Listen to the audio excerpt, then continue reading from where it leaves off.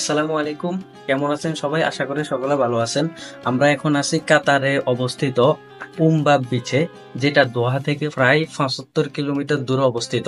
আমরা গতকাল রাত্রে এখানে আসার পরে এখানে একটা ক্যাম্পে অবস্থান করছি, যেটা আপনারা দেখতেছেন তার পাশেই সাগর।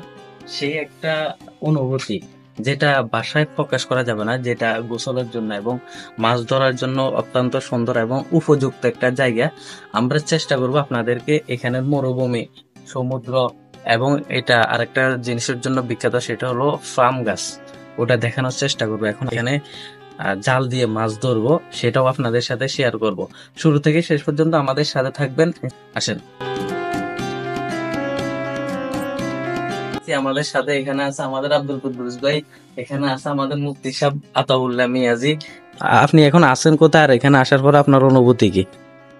Just looking like wow. হ্যাঁ মুফতি সাহেব, আপনার অনুভূতি কি? সকালবেলা এরকম একটা সুন্দর দৃশ্য দেখার পরে আপনার অনুভূতি কি বলেন? জায়গাটা অনেক সুন্দর। এখানে ইচ্ছা আছে মাঝে মাঝে আসি একটু সময় কাটানোর, তবে ফ্যামিলি তো নাই। দুঃখ দুঃখ ভরা জীবন।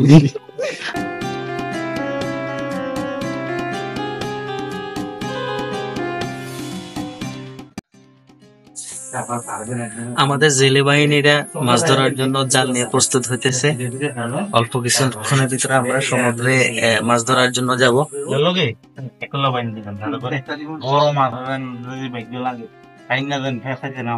এগুলো একজন লইবেন, একজন